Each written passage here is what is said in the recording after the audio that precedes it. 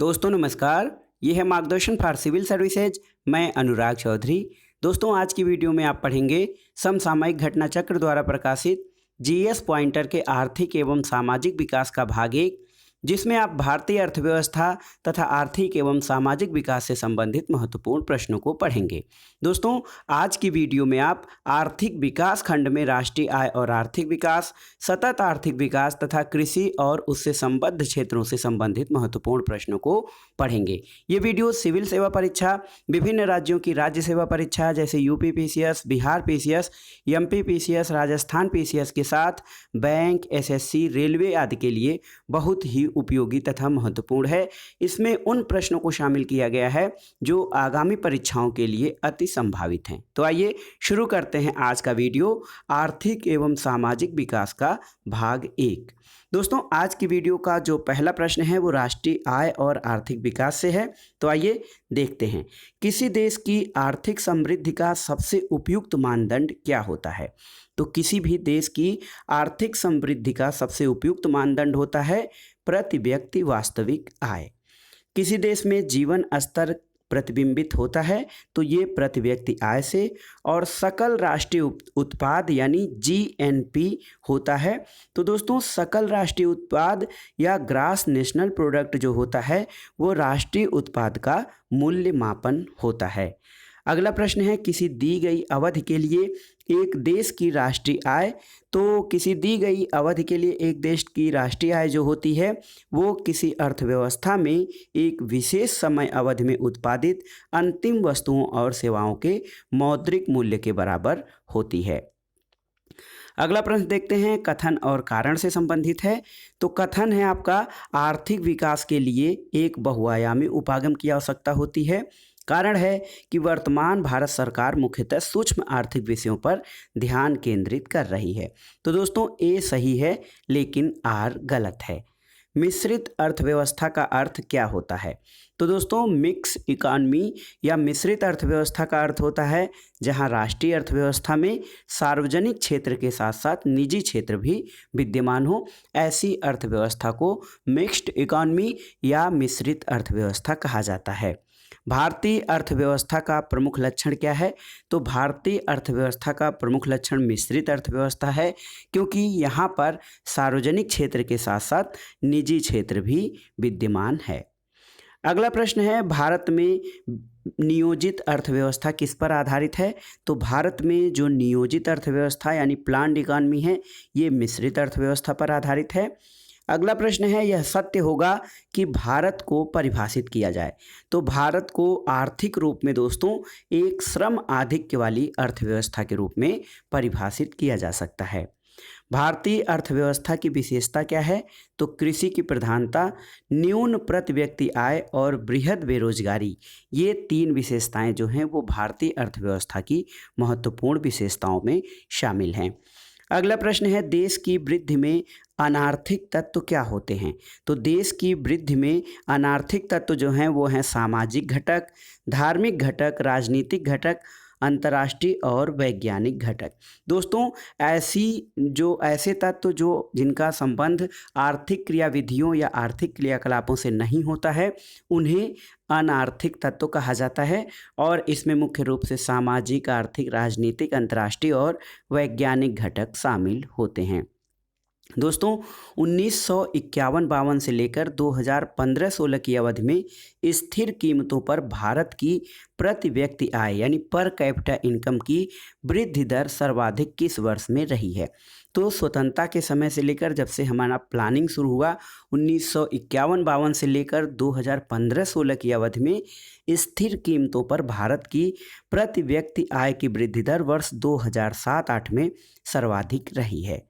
अगला प्रश्न है, भारतीय अर्थव्यवस्था में सर्वाधिक वृद्धि दर कब प्राप्त की है? तो 2006-07 में 9.6% की दर से भारतीय अर्थव्यवस्था ने वृद्धि दर प्राप्त की थी, और ये सर्वाधिक वृद्धि दर है अभी तक का। अगला प्रश्न है दोस्तों, 2015-16 में प्रति व्यक्ति आय के आधार पर राज्यों का अवरोही क्रम क्या है? तो ये प्रश्न आपका काफ़ी पुराना हो गया है, इसको पढ़ने की आवश्यकता नहीं है। आप नए आंकड़ों के आधार पर प्रति व्यक्ति आय को कंप्लीट करिएगा। अगला प्रश्न देखते हैं दोस्तों, वर्तमान में भारत के राज्यों में प्रति व्यक्ति आय सबसे कम है। तो जो बिहार राज्य है उसकी प्रति व्यक्ति आय कम है और भारतीय राज्यों में जो औसत प्रति व्यक्ति आय है वो गोवा की सर्वाधिक है। अगला प्रश्न है दोस्तों, कथन कारण से संबंधित। यद्यपि 1947 के बाद की अवधि में भारत की राष्ट्रीय आय कई गुना बढ़ गई है, परंतु प्रति व्यक्ति आय स्तर में कोई सुदृढ़ सुधार नहीं हुआ है। कारण है कि भारत की जनता का काफ़ी बड़ा भाग अब भी गरीबी की रेखा के नीचे रह रहा है। तो देखिए, ये जो कथन और कारण से संबंधित जो प्रश्न है उसमें जो आपका कथन है वो गलत है, जबकि कारण जो आर सही है कि भारत की जनता का या भारत की जनसंख्या का काफ़ी बड़ा भाग अब भी गरीबी रेखा के नीचे रह रहा है। अगला प्रश्न देखते हैं, भारत में ग्रामीण आय प्रायः नगरीय आय से कम है, इसके लिए कौन कौन से कारण जिम्मेदार हैं। तो ग्रामीण आय के नगरीय आय से कम होने के जो कारण हैं वो ये है, किसानों में निरक्षरता, वैज्ञानिक कृषि का नगण्य ज्ञान, विनिर्मित उत्पादों की तुलना में प्राथमिक उत्पादों का कम मूल्य तथा उद्योगों की तुलना में कृषि में कम निवेश, ये ग्रामीण क्षेत्र की जो आय के कम होने के प्रमुख कारण हैं। अगला प्रश्न है, भारत में प्रति व्यक्ति आय में वृद्धि की दर धीमी है, इसका मुख्य कारण क्या है। तो प्रति व्यक्ति आय की वृद्धि दर धीमी होने के कई कारण हैं। इसमें से जो मुख्य कारण है वो है उच्च पूंजी उत्पाद अनुपात और जनसंख्या वृद्धि की ऊंची दर। ये प्रति व्यक्ति आय में वृद्धि दर की धीमी होने के प्रमुख कारण है। अगला प्रश्न यूपी स्पेशल से संबंधित है। उत्तर प्रदेश में प्रति व्यक्ति आय की निम्नता के कारणों में कौन कौन से कारक शामिल हैं। तो ये है तेजी से बढ़ती जनसंख्या, साहसीपन का अभाव और अपर्याप्त अधोसंरचनात्मक सुविधाएं, ये उत्तर प्रदेश की प्रति व्यक्ति आय के कम होने के कारण हैं। अगला प्रश्न है, किसी देश के आर्थिक समृद्धि अनिवार्य रूप से होगी यदि उस देश में होता है। तो दोस्तों, यदि किसी देश में पूंजी निर्माण होता हो तो उस देश की आर्थिक समृद्धि अनिवार्य रूप से होगी ही होगी। अगला प्रश्न है, भारत में बचत और पूंजी निर्माण की ऊंची दर होते हुए भी समृद्धि दर कम होने का क्या कारण है। तो पूंजी उत्पाद अनुपात का अधिक होना ये जो है भारत में समृद्धि दर के कम होने का प्रमुख कारण है। अगला प्रश्न है दोस्तों कि श्रम की न्यून कार्य क्षमता, प्रति व्यक्ति आय कम आय, पूंजी निर्माण की न्यून दर और प्राकृतिक संसाधनों की कमी में से एक लक्षण जो भारतीय अर्थव्यवस्था का नहीं है तो ये है प्राकृतिक संसाधनों की कमी। दोस्तों, भारत में प्राकृतिक संसाधनों की कमी नहीं है, जबकि जो इसके कारणों में है भारतीय अर्थव्यवस्था के ये लक्षणों में नहीं है। अगला प्रश्न है दोस्तों, भारत के प्रति व्यक्ति वास्तविक आय यानी पर कैपिटा इनकम में धीमी वृद्धि के प्रमुख कारण कौन से उत्तरदायी हैं। तो ये है जनसंख्या में तेज वृद्धि, मूल्यों में भारी वृद्धि के साथ कृषि और औद्योगिक क्षेत्र में विकास में धीमी गति। जनसंख्या में तेजी से वृद्धि हो रही है, इसके अलावा मूल्यों में भारी वृद्धि के साथ ही कृषि और औद्योगिक क्षेत्र के विकास में धीमी वृद्धि, ये भारत के प्रति व्यक्ति आय के कम होने के कारणों में जिम्मेदार है। एक खुली अर्थव्यवस्था की राष्ट्रीय आय क्या होता है। तो C+I+G+X-M एक खुली अर्थव्यवस्था में जो राष्ट्रीय आय होती है वो होती है। अगला प्रश्न देखते हैं। अगला प्रश्न है दोस्तों, रिजर्व बैंक ऑफ इंडिया के अगस्त 2018, ये आंकड़ा काफ़ी पुराना है। आइए देखते हैं अगला प्रश्न, यदि एक दी हुई समयावधि में कीमतें और मौद्रिक आय दोनों दुगनी हो जाए तो वास्तविक आय पर क्या प्रभाव पड़ेगा। दोस्तों, यदि किसी दी हुई समयावधि में कीमत और मौद्रिक आय दोनों दुगनी हो जाए तो वास्तविक आय पे कोई बदलाव नहीं होगा, यानी वो अपरिवर्तित रहेगी। अगला प्रश्न है, वर्तमान मूल्यों यानी करेंट प्राइसेज पर प्रति व्यक्ति आय की वृद्धि दर स्थिर मूल्यों पर प्रति व्यक्ति आय की वृद्धि दर की अपेक्षा अधिक है, क्योंकि स्थिर मूल्यों पर प्रति व्यक्ति आय की वृद्धि दर ध्यान में रखा जाता है मुद्रास्फीति की वृद्धि दर का। स्थिर मूल्यों पर प्रति व्यक्ति आय की वृद्धि दर में मुद्रास्फीति की वृद्धि दर का ध्यान रखा जाता है। अगला प्रश्न देखते हैं, बहुत ही महत्वपूर्ण है दोस्तों। 1867-68 में भारत में प्रति व्यक्ति आय 20 रुपये थी। यह सबसे पहले किसने निर्धारित किया था? तो दोस्तों Dadabhai Naoroji, grand old man of India Dadabhai Naoroji ने भारत की राष्ट्रीय आय का सबसे पहले मापन किया था। अगला प्रश्न है, वर्ष 1949 में भारत सरकार द्वारा नियुक्त राष्ट्रीय आय समिति के अध्यक्ष कौन थे? तो पीसी महालनोबिस। ये भारत के महत्वपूर्ण सांख्यिकीविद रहे हैं, प्रशांत चंद्र महालनोबिस। इन्हें 1949 में भारत सरकार द्वारा राष्ट्रीय आय समिति का अध्यक्ष नियुक्त किया गया था। अगला प्रश्न है, बहुत ही महत्वपूर्ण, देखिए दोस्तों, कई बार परीक्षाओं में पूछा गया है। भारत में राष्ट्रीय आय के समंकों यानी राष्ट्रीय आय के डेटा का आकलन किसके द्वारा किया जाता है? तो ये है सीएसओ यानी केंद्रीय सांख्यिकी संगठन द्वारा भारत में राष्ट्रीय आय के आकलन किया जाता है। भारत में पूंजी निर्माण के आंकड़े किसके द्वारा एकत्र किए जाते हैं? तो भारतीय रिजर्व बैंक और केंद्रीय सांख्यिकी संगठन द्वारा जो है भारत में पूंजी निर्माण के आंकड़े एकत्र किए जाते हैं। दोस्तों वर्ष देखा जाए अगर जो भारत का आर्थिक सर्वेक्षण प्रत्येक वर्ष सरकारी तौर पर किसके द्वारा प्रकाशित किया जाता है? तो इकोनॉमिक सर्वे या आर्थिक सर्वेक्षण को प्रकाशन करने का कार्य भारत सरकार के वित्त मंत्रालय का काम होता है, यानी जो फाइनेंस मिनिस्ट्री है उसके द्वारा आर्थिक सर्वेक्षण प्रतिवर्ष प्रकाशित किया जाता है। अगला प्रश्न है, सैद्धांतिक रूप से यदि आर्थिक विकास की कल्पना की जाती है तो किसको ध्यान में रखा जाता है? आर्थिक विकास की कल्पना में सकल घरेलू उत्पाद में वृद्धि, सकल राष्ट्रीय उत्पाद में वृद्धि और प्रति व्यक्ति सकल राष्ट्रीय उत्पाद में वृद्धि को ध्यान में रखा जाता है जब हम आर्थिक विकास की कल्पना करते हैं। दोस्तों आपको जानना होगा कि आर्थिक वृद्धि और आर्थिक विकास में काफ़ी अंतर होता है। आर्थिक वृद्धि जहाँ पर कैपिटा इनकम यानी एक चरी होता है, एक चर से संबंधित होता है, वहीं आर्थिक विकास जो होता है वो बहुआयामी विकास से उसका अभिप्राय होता है। अगला प्रश्न है दोस्तों, भारत में बचत में सर्वाधिक योगदान कौन सा क्षेत्र करता है? तो घरेलू क्षेत्र यानी डोमेस्टिक जो एरिया है घरेलू क्षेत्र का, वो भारत में बचत का सर्वाधिक योगदान करता है। और भारत में घरेलू बचतों में सर्वाधिक हिस्सा किसका होता है? ये है भौतिक परिसंपत्तियों का। अगला प्रश्न है, भारत में निम्नलिखित 4 प्रमुख क्षेत्रों से बचत का उदय होता है। भारत में सकल बचत में गृहस्थ, निजी निगम और सार्वजनिक निगम तथा अन्य लोक उपक्रम और सरकार के क्षेत्रों का योगदान का अवरोही क्रम क्या है? तो सबसे पहले गृहस्थ क्षेत्र यानी घरेलू क्षेत्र, फिर निजी निगम क्षेत्र और सार्वजनिक निगम, लोक उपक्रम और सरकारी क्षेत्र, ये बचतों का जो है वो अवरोही क्रम है। अगला प्रश्न है, भारतीय अर्थव्यवस्था के बारे में अमर्त्य सेन के सुझाव से संबंधित कौन से कथन हैं? तो भारतीय अर्थव्यवस्था के संबंध में नोबेल पुरस्कार विजेता प्रसिद्ध अर्थशास्त्री ए.के. सेन के सुझाव से जो संबंधित कथन है कि इसे जनोन्मुख होना चाहिए, सबसे अधिक निर्धन व्यक्ति की आर्थिक सुरक्षा होनी चाहिए, विश्व अर्थव्यवस्था में इनके एकीकरण के साथ राष्ट्रीय बचाव भी होना चाहिए। अगला प्रश्न है कि यह विचार भविष्य में भारतीय नियोजन में वस्तुओं से अधिक ध्यान व्यक्तियों पर देना चाहिए, ये किसके द्वारा व्यक्त किया गया था? तो ये है अमर्त्य सेन का विचार। और हिंदू वृद्धि दर किससे संबंधित है? दोस्तों हिंदू वृद्धि दर राष्ट्रीय आय से संबंधित होती है। अवस्फीति के साथ, स्फीति के साथ, स्टैगफ्लेशन के साथ तथा अति स्फीति के साथ में से आर्थिक विकास सामान्यतः किससे संबंधित होता है? तो आर्थिक विकास सामान्यतः स्फीति के साथ संबंधित होता है। जीएनपी दोस्तों सकल राष्ट्रीय उत्पाद यानी ग्रास नेशनल प्रोडक्ट में श्रम की भागीदारी कम होने के क्या कारण है? ये है कीमतों की तुलना में मजदूरी का कम होना, ये सकल राष्ट्रीय उत्पाद में श्रम की भागीदारी कम होने का कारण है। अगला प्रश्न देखते हैं दोस्तों, सुमेलन करना है, सही सुमेलन आपको करना है। तो ये देखिए आर्थिक विकास, तो आर्थिक विकास जो है संरचनात्मक परिवर्तन से संबंधित है।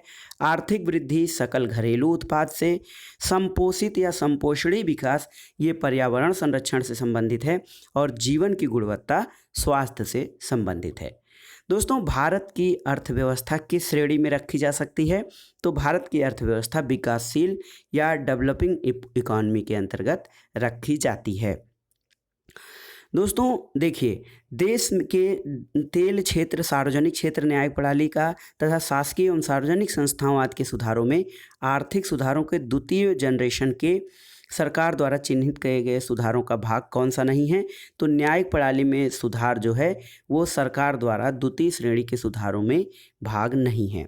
अगला प्रश्न है, वर्ष 1991 की नई आर्थिक नीति यानी नई इकोनॉमिक पॉलिसी जो अपनाई गई थी उसका मुख्य रणनीति क्या था? तो नई आर्थिक नीति का मुख्य रणनीति जो था लिबरलाइजेशन, प्राइवेटाइजेशन और ग्लोबलाइजेशन यानी उदारीकरण, निजीकरण और वैश्वीकरण 1991 की नई आर्थिक नीति की मुख्य रणनीति थी। अगला प्रश्न है, भारत में आर्थिक उदारीकरण शुरू हुआ तो औद्योगिक लाइसेंसिंग नीति में वास्तविक बदलाव के साथ भारत में आर्थिक उदारीकरण का प्रारंभ हुआ था। अगला प्रश्न देखते हैं, भारत की व्यावसायिक संरचना के वर्षों बाद भी लगभग वैसा ही बने रहने का कारण क्या है? तो भारत में जो व्यावसायिक संरचना है वो आर्थिक विकास के लिए कृषि से उद्योग की दिशा में अंतरण के महत्व की जनता को अधिकतर जानकारी नहीं है।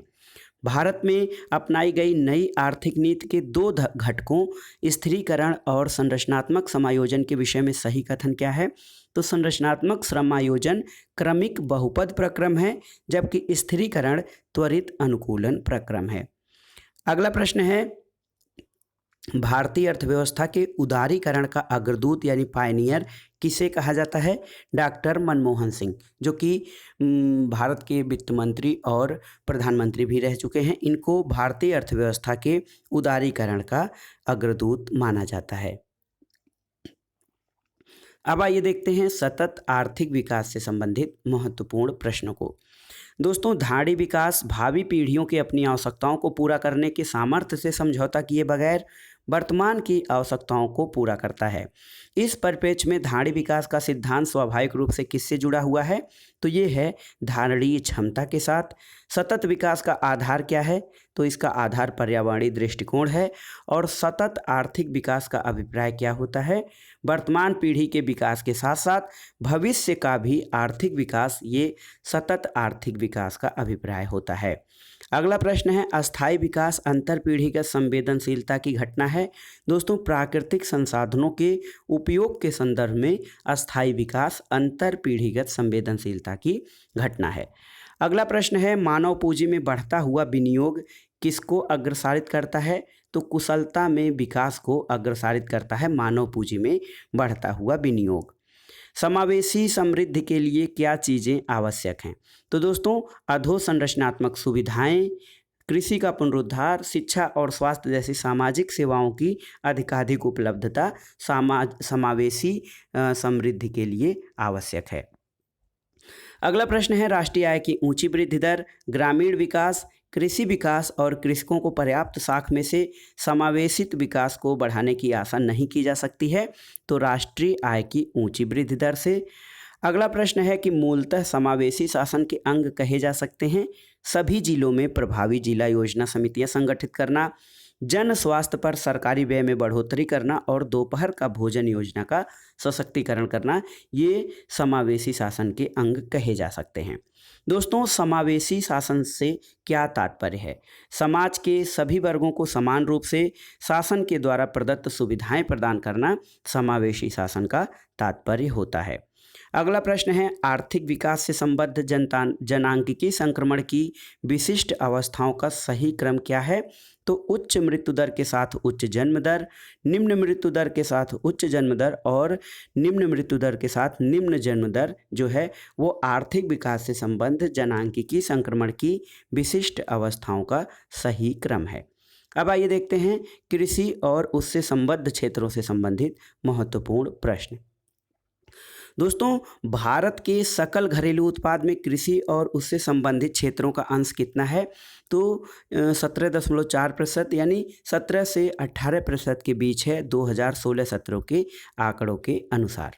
दोस्तों, भारत में कृषि क्षेत्र श्रम शक्ति को प्रत्यक्ष रोजगार कितना प्रदान करता है? तो भारत में कृषि क्षेत्र श्रम शक्ति को लगभग 60% रोजगार प्रदान करता है।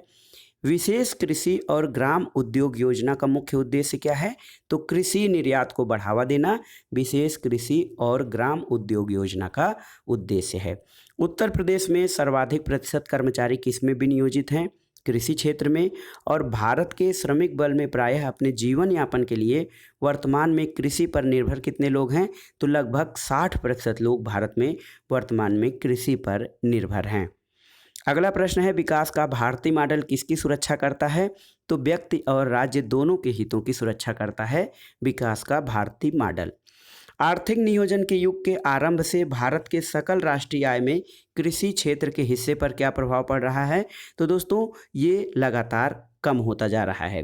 कृषि क्षेत्र का जो योगदान है, अंश है, वो कम हो रहा है और औद्योगिक और सेवा क्षेत्र में बढ़ोतरी हो रही है। अगला प्रश्न है, जवाहरलाल नेहरू, लाल बहादुर शास्त्री, चरण सिंह तथा अबुल कलाम आज़ाद में से भारत में सहकारी कृषि के विचार का समर्थक नहीं था? तो चरण सिंह सहकारी कृषि के विकास के समर्थक नहीं थे। अगला प्रश्न है, जमींदारी प्रथा का उन्मूलन, भूमि जोतों की अधिकतम सीमा का निर्धारण, काश्तकारी सुधार और बहुफसली योजना में से भारत में भूमि सुधार का हिस्सा नहीं है? तो बहुफसली योजना भारत में भूमि सुधार का हिस्सा नहीं है, जबकि जमींदारी प्रथा का उन्मूलन, भूमि जोतों की अधिकतम सीमा का निर्धारण और काश्तकारी सुधार भूमि सुधार के हिस्से हैं। सोयाबीन की खेती के अंतर्गत सर्वाधिक क्षेत्र किस राज्य में आता है? तो ये मध्य प्रदेश में है। तंबाकू, कपास, सोयाबीन और रबर में से नकदी फसल कौन सी नहीं है? तो दोस्तों सोयाबीन जो है वो नकदी फसल नहीं है। गेहूं की सिंचाई के लिए अतिक्रांतिक अवस्था क्या है? बहुत ही महत्वपूर्ण प्रश्न है। गेहूं की सिंचाई के लिए क्रिटिकल स्टेज ताज निकलने की अवस्था होती है। अगला प्रश्न है, कृषि और उससे संबद्ध क्षेत्रों की। तो देखिए, देश में गेहूं उत्पादन की दृष्टि से राज्यों का अवरोही क्रम क्या है? गेहूं उत्पादन में सबसे अधिक उत्तर प्रदेश, फिर मध्य प्रदेश और उसके बाद पंजाब का स्थान आता है। अगला प्रश्न है, भारत में फसल बीमा योजना का शुभारंभ कब हुआ? 1985 में। और व्यापक फसल बीमा योजना के स्थान पर राष्ट्रीय कृषि बीमा योजना की कब लागू की गई? तो ये 1999 में लागू की गई थी। अगला प्रश्न है, राष्ट्रीय कृषि बीमा योजना को खरीफ फसल पर भी कब लागू किया गया? तो 2004-05 के बजट में राष्ट्रीय कृषि बीमा योजना को खरीफ फसल पर भी लागू किया गया। अगला प्रश्न है, उत्तर प्रदेश में किसान बही योजना कब शुरू की गई? इंपॉर्टेंट है, याद कर लीजिएगा। वर्ष 1992 में किसान बही योजना शुरू की गई थी उत्तर प्रदेश में। ये यूपी स्पेशल के लिए भी महत्वपूर्ण है। कमांड क्षेत्र विकास कार्यक्रम 1974-75 में शुरू किया गया था। तो दोस्तों कमांड क्षेत्र विकास कार्यक्रम जल उपयोग दक्षता के विकास के लिए किया गया था। हैंडबुक ऑफ एग्रीकल्चर कौन प्रकाशित करता है?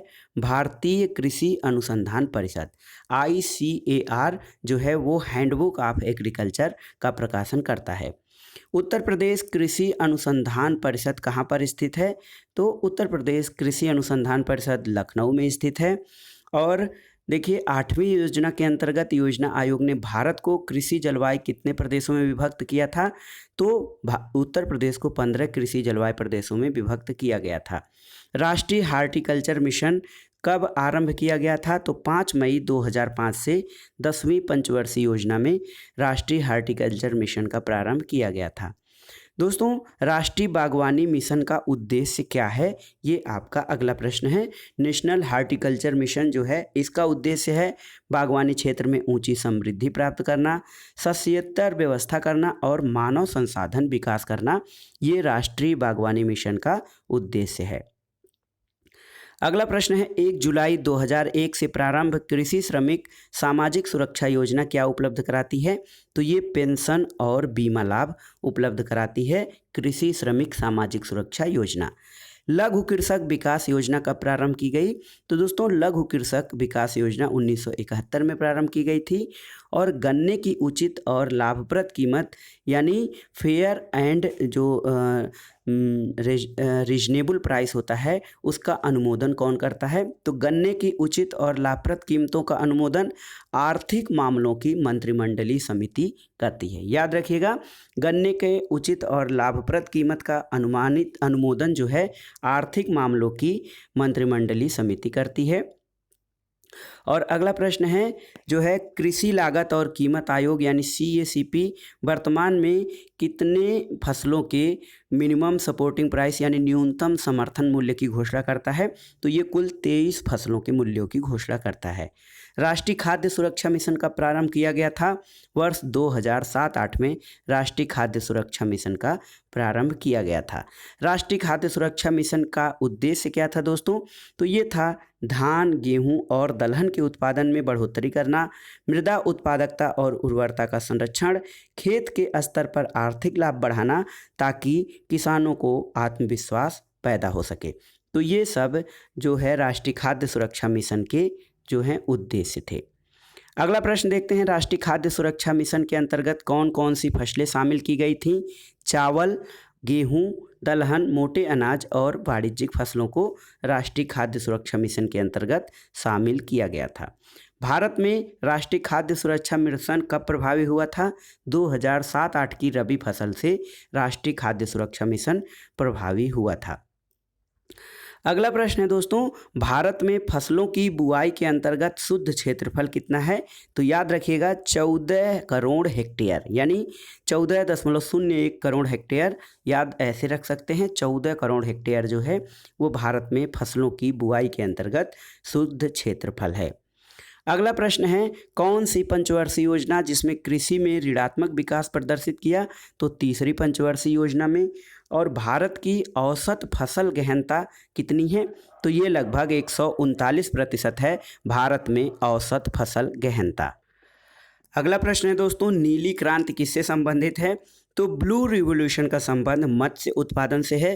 पीत क्रांति या पीली क्रांति किससे संबंधित है? यह है तोरिया सरसों उत्पादन यानी तिलहन के उत्पादन से पीली क्रांति का संबंध है। विश्व में हरित क्रांति का जनक किसे माना जाता है? Norman E Borlaug.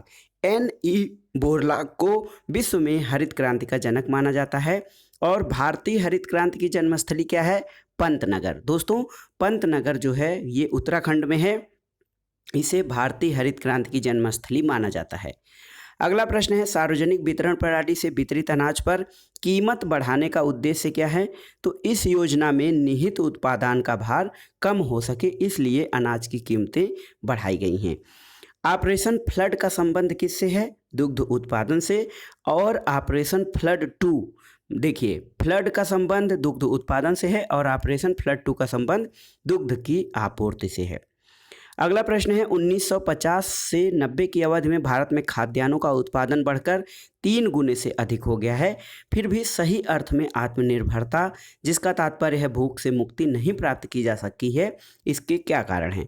तो इसके कारण हैं हरित क्रांति का देश के छोटे छोटे खंडों तक ही सीमित रहना, गरीबों की कमाई की तुलना में खाद्य के भाव का बहुत अधिक होना और मोटे अनाजों की तुलना में गेहूं और धान पर अधिक बल देना। ये जो है इसी कारण से आत्मनिर्भरता या भूख से मुक्ति नहीं प्राप्त की जा सकी है। अगला प्रश्न है, हरित क्रांति से भारत के सर्वाधिक लाभान्वित राज्य कौन से हैं? पंजाब, हरियाणा और पश्चिमी उत्तर प्रदेश। प्रधानमंत्री द्वारा प्रस्तावित द्वितीय हरित क्रांति में क्या शामिल है? द्वितीय हरित क्रांति में भारतीय कृषकों को सार्वभौम कृषि व्यापार में सहभागिता, फसल पश्चात खाद्यान्न में क्षति को कम से कम करना और फसलों के भंडारण में सुधार शामिल है। अगला प्रश्न है, कृषि की वह प्रक्रिया जो पर्यावरण संरक्षण में सहायक है वह होती है जैविक खेती या जो है जैविक खेती बायो फार्मिंग जो है दोस्तों ये कृषि करने की प्रक्रिया है जो कि पर्यावरण संरक्षण में सहायक है।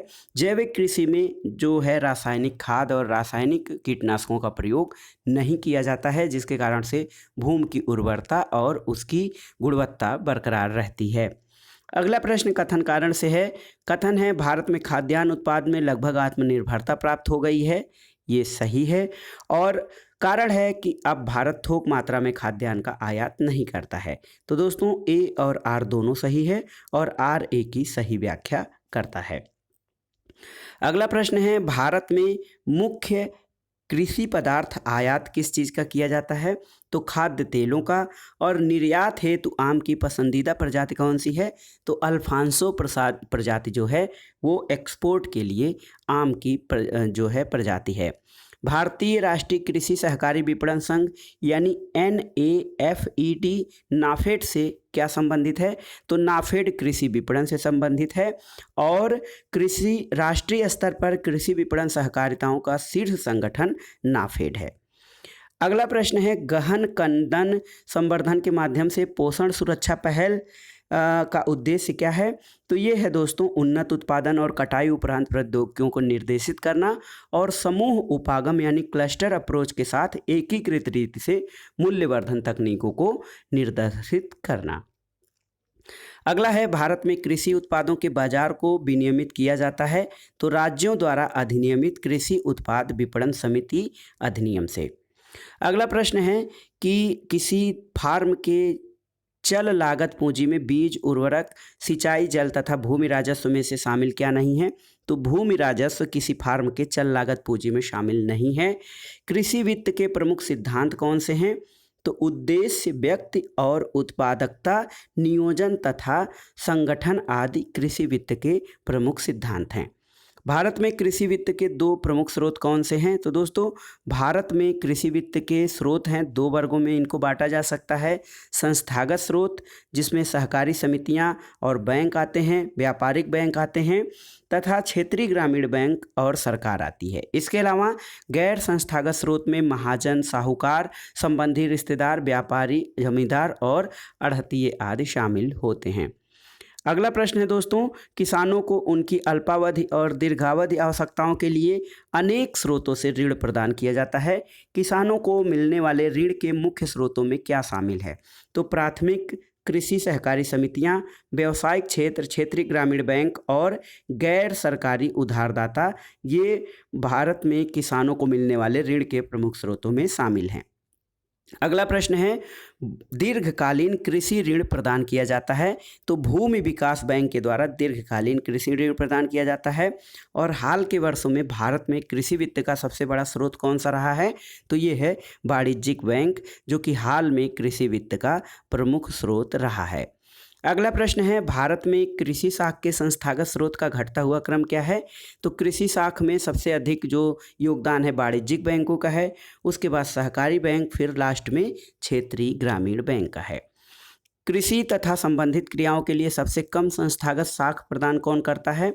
तो विदेशी निजी बैंक जो है कृषि और संबंधित क्रियाओं के लिए सबसे कम संस्थागत साख प्रदान करता है। अगला प्रश्न है, लाखों करोड़ों पुरुष और स्त्री श्रमिकों में जो वास्तव में काम करते हैं, परस्पर हिस्सेदारी और सहयोगपूर्ण निष्पादन की भावना भर देना, ये किससे संबंधित है? तो दोस्तों ये जो अंश है ये सामुदायिक विकास से संबंधित है। सामुदायिक विकास का जो मूल मंत्र है वो ये है कि लाखों करोड़ों पुरुष और स्त्री श्रमिकों में जो वास्तव में काम करते हैं, परस्पर हिस्सेदारी और सहयोगपूर्ण निष्पादन की भावना भरना। अगला प्रश्न है, भारत ने राष्ट्रीय खाद्यान्न सुरक्षा प्राप्त कर ली है परंतु पारिवारिक सुरक्षा नहीं प्राप्त की है, इसका क्या तात्पर्य है? तो दोस्तों खाद्यान्न स्टॉक पर्याप्त है लेकिन सभी परिवारों को उसे प्राप्त करने का सामर्थ्य नहीं है। ये इस कथन का उद्देश्य है कि भारत ने राष्ट्रीय खाद्यान्न सुरक्षा प्राप्त कर ली है परंतु पारिवारिक सुरक्षा नहीं प्राप्त की है। अगला प्रश्न है, भारत में धीमी कृषि विकास गति के लिए प्रभावी कारण क्या है? तो ये है ग्रामीण निर्धनता। अगला प्रश्न सुमेलन से संबंधित है। देखिए, बड़े सामंतों को आवंटित भूमि, मालगुजारी के जो है बड़े सामंतों को आवंटित भूमि ये जागीरदारी प्रणाली था और मालगुजारी के इजारेदारों अथवा तहसीलदारों को आवंटित भूमि उप जो है ये जमींदारी प्रणाली है। उप किराएदारी पर देना रैयतवाड़ी प्रणाली है। इसके अलावा ग्राम्य स्तर पर की गई भू राजस्व बंदोबस्त ये महलवाड़ी प्रणाली है। अगला प्रश्न दोस्तों, कृषि लागत और मूल्य आयोग का उद्देश्य क्या है? बहुत ही महत्वपूर्ण है। कृषि लागत और मूल्य आयोग यानी CACP के उद्देश्य क्या हैं? कृषि मूल्यों का स्थिरीकरण, कृषकों के लिए सार्थक वास्तविक आय स्तरों को सुनिश्चय और लोक वितरण पद्धति के माध्यम से उपभोक्ताओं को आवश्यक कृषि पण्य उचित दरों पर उपलब्ध करवाकर उनके हितों की रक्षा करना, ये कृषि लागत और मूल्य आयोग का उद्देश्य है। अगला प्रश्न है, समर्थित मूल्यों पर खाद्यान्नों की सार्वजनिक खरीद नीति सुनिश्चित करती है कृषि मूल्यों में स्थिरता, कृषकों को प्रेरणादायक मूल्य तथा सार्वजनिक वितरण के लिए खाद्यान्नों का भंडारण। ये समर्थित मूल्यों पर खाद्यान्नों की सार्वजनिक खरीद नीति सुनिश्चित करती है। न्यूनतम समर्थन मूल्य के संदर्भ में सही कथन क्या है? तो यह किसानों की पैदावार के लिए न्यूनतम मूल्य सुनिश्चित करते हुए खाद्य सुरक्षा मिशन में सहायता प्रदान करती है। न्यूनतम समर्थन मूल्य के संदर्भ में ये सही कथन है। कृषि और उससे संबद्ध क्षेत्रों से संबंधित जो अगला प्रश्न है वो ये है कि कृषि मूल्य आयोग की स्थापना कब की गई थी? 1965 में। गेहूं के समर्थन मूल्य की अनुशंसा कौन करता है? कृषि लागत और मूल्य आयोग। खाद्यान्नों के समर्थन की मूल्य की संस्तुति कृषि लागत और मूल्य आयोग ही करता है, और वह मूल्य जिस पर सरकार खाद्यान्न का क्रय करती है उसे प्रोक्यूरमेंट प्राइसेज यानी अधिप्राप्ति मूल्य कहा जाता है। अगला प्रश्न है, सार्वजनिक वितरण प्रणाली को बनाए रखने और सुरक्षित भंडार के निर्माण के लिए जिन कीमतों पर सरकार खाद्यान्न खरीदती है वे कीमतें क्या मानी जाती हैं? तो दोस्तों, सार्वजनिक वितरण प्रणाली को बनाए रखने और सुरक्षित भंडार के निर्माण के लिए वसूली कीमतों के नाम से सरकार खाद्यान्न खरीदती है। अगला प्रश्न है, विश्व में सब्जियों का सर्वाधिक उत्पादन करने वाला देश? तो सब्जी उत्पादन में प्रथम स्थान पर चीन है और दूसरे स्थान पर भारत है। यूपी स्पेशल से संबंधित प्रश्न, भारतीय सब्जी शोध संस्थान यानी इंडियन वेजिटेबल रिसर्च इंस्टीट्यूट, ये वाराणसी में स्थित है। अगला प्रश्न है, भारत में सबसे अधिक कॉफ़ी का उत्पादन या कहवा का उत्पादन करने वाला राज्य कौन है? तो ये है कर्नाटक। और देखिए, वर्तमान में देश के लिए सर्वाधिक विदेशी मुद्रा प्राप्त करने वाला कृषि उत्पाद कौन सा है? तो कच्ची कपास से दोस्तों सर्वाधिक विदेशी मुद्रा प्राप्त होती है। अगला प्रश्न है, सुनहरे चावल या गोल्डन राइस में कौन से तत्व की प्रचुरता सुनिश्चित की गई है? तो इसमें बीटा कैरोटीन या विटामिन ए की प्रचुरता सुनिश्चित की गई है गोल्डन चावल में। अगला प्रश्न है दोस्तों, विश्व में एकमात्र देश जो रेशम के ज्ञात सभी 5 व्यापारिक प्रकार का उत्पादन करता है। विश्व में रेशम के कुल ज्ञात 5 प्रकार हैं, जैसे शहतूत रेशम, टसर रेशम, ईरी रेशम, मूंगा रेशम। तो इनमें से कौन सा देश है जो रेशम के सभी प्रकारों का व्यापारिक उत्पादन करता है? वो है भारत। भारत विश्व में चीनी का उत्पादक है, तो दूसरा सबसे बड़ा उत्पादक है भारत चीनी का। भारतीय कृषि की कौन सी निम्न उत्पादकता के कारण कौन से हैं? जनसंख्या का दबाव, प्रचंड बेरोजगारी और भूजोत का छोटा आकार, ये भारतीय कृषि की निम्न उत्पादकता के कारण है। दोस्तों, भारत में पाई जाने वाली काली मिट्टी किसके लिए उपयुक्त होती है? कपास की फसल उत्पादन के लिए काली मिट्टी सर्वाधिक उपयुक्त होती है। भारत सरकार ने कीमत स्थिरीकरण कोष की स्थापना का निर्णय किस लिए लिया है? तो चाय, कॉफ़ी, रबर और तंबाकू की कीमतों को स्थिर करने के लिए भारत सरकार ने कीमत स्थिरीकरण का कोष की स्थापना का निर्णय लिया है। अगला प्रश्न है, भारतीय अर्थव्यवस्था में कृषि का महत्व क्या है? तो कृषि का महत्व राष्ट्रीय आय और रोजगार के लिए है, औद्योगिक विकास और अंतर्राष्ट्रीय व्यापार और खाद्यान्न आपूर्ति के लिए है। अगला प्रश्न है, कुछ कथन दिए गए हैं, तो सही कथन कौन सा है? सही कथन आइए देखते हैं दोस्तों। सही कथन है, भारतवर्ष में फसल बीमा योजना 1985 में प्रारंभ की गई थी। उत्तर प्रदेश में शस्य जलवायु क्षेत्रों की संख्या 9 है। काम के बदले अनाज कार्यक्रम 1977 में प्रारंभ किया गया था, और नीली क्रांति का जो संबंध है वो मत्स्य उत्पादन से है। तो सभी कथन सही हैं। अगला प्रश्न है, हरियाली योजना किससे संबंधित है? हरियाली योजना का संबंध जल प्रबंधन से है। विशेष कृषि उपज योजना किससे संबंधित है? तो कृषि उत्पादों के निर्यात के उछाल से विशेष कृषि उपज योजना संबंधित है। राष्ट्रीय विशेष कृषि उपज योजना मुख्य रूप से किससे संबंधित है? तो निर्यात योग्य कृषि उत्पादों से संबंधित है राष्ट्रीय विशेष कृषि उपज योजना। अगला प्रश्न है, राष्ट्रीय भूमि अभिलेख आधुनिकीकरण कार्यक्रम प्रारंभ किया गया था वर्ष 2008 में। दोस्तों, वर्ष 2008 में राष्ट्रीय भूमि अभिलेख आधुनिकीकरण कार्यक्रम प्रारंभ किया गया था।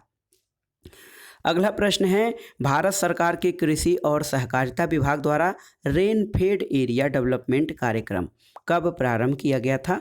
तो देखिए, रेन फेड एरिया डेवलपमेंट कार्यक्रम 2011-12 में प्रारंभ किया गया था। भारत में कृषि आय पर कर लगाया जा सकता है, तो राज्य सरकारों द्वारा भारत में कृषि आय पर कर लगाया जा सकता है। कृषि उत्पादों की मांग पाई जाती है, तो ये अस्थायित्वहीन यानी लोचहीन मांग होती है कृषि उत्पादों की मांग। देखिए, एक महत्वपूर्ण प्रश्न कई बार परीक्षाओं में पूछा है, किसान क्रेडिट कार्ड योजना कब आरंभ की गई थी? 1998-99 वर्ष 1998-99 में किसान क्रेडिट कार्ड योजना आरंभ की गई थी। अगला प्रश्न है, किसान क्रेडिट कार्ड योजना का उद्देश्य क्या है? तो दोस्तों, किसान क्रेडिट कार्ड योजना किसानों को उनकी खेती की आवश्यकताओं के लिए पर्याप्त और समयानुकूल साख समर्थन प्रदान करती है। भारत में प्रथम कृषि विश्वविद्यालय की स्थापना कहाँ हुई थी? तो ये पंतनगर में सबसे पहले कृषि विश्वविद्यालय की स्थापना हुई थी। केंद्रीय खाद्य तकनीकी अनुसंधान संस्थान कहाँ पर है? मैसूर, कर्नाटक में स्थित है। और national academy of agriculture research management यानी NAARM, national academy of agriculture research management कहाँ पर स्थित है? हैदराबाद में स्थित है। भारतीय चारागाह और चारा अनुसंधान संस्थान कहाँ पर स्थित है? ये आपका झांसी में है। और वर्ष 2000 में नीरू मीरू जल संग्रहण कार्यक्रम किस राज्य द्वारा प्रारंभ किया गया था? आंध्र प्रदेश द्वारा। और कृषि उत्पादन में काष्ठ के हलों के स्थान पर इस्पात के हलों का उपयोग किसका उदाहरण है? तो पूंजी बढ़ाने वाले प्रौद्योगिकी प्रगति का उदाहरण है कृषि उत्पादन में काष्ठ के हलों का स्थान पर इस्पात के हलों का उपयोग। तो दोस्तों, ये था आज का वीडियो समसामयिक घटना चक्र द्वारा प्रकाशित GS पॉइंटर के आर्थिक और सामाजिक विकास का भाग 1। आपने इसमें अर्थव्यवस्था से संबंधित जो आर्थिक विकास खंड है, राष्ट्रीय आय और आर्थिक विकास, सतत आर्थिक विकास और कृषि और उससे संबंधित क्षेत्रों से महत्वपूर्ण प्रश्नों को देखा, जो आगामी परीक्षाओं के लिए बहुत ही महत्वपूर्ण है। दोस्तों, भारतीय अर्थव्यवस्था का खंड सामान्य अध्ययन के अंतर्गत बहुत ही महत्वपूर्ण है और इससे जो करंट डेटा अधिकतर पूछे जाते हैं, लेकिन परंपरागत जो प्रश्न हैं उसमें राष्ट्रीय आय, भारतीय कृषि से संबंधित जो शोध संस्थान हैं, रिसर्च इंस्टीट्यूट हैं, इन सब से प्रश्न भी पूछे जाते हैं। तो आप इसको तैयार कर लीजिएगा ताकि परीक्षाओं में आप पूरे आत्मविश्वास के साथ प्रश्नों को हल कर सकें। वीडियो कैसा लगा हमें कमेंट बॉक्स में ज़रूर बताइएगा। वीडियो को लाइक करें, शेयर करें और इस चैनल मार्गदर्शन फॉर सिविल सर्विसेज को सब्सक्राइब करें। वीडियो देखने के लिए धन्यवाद दोस्तों। नमस्कार।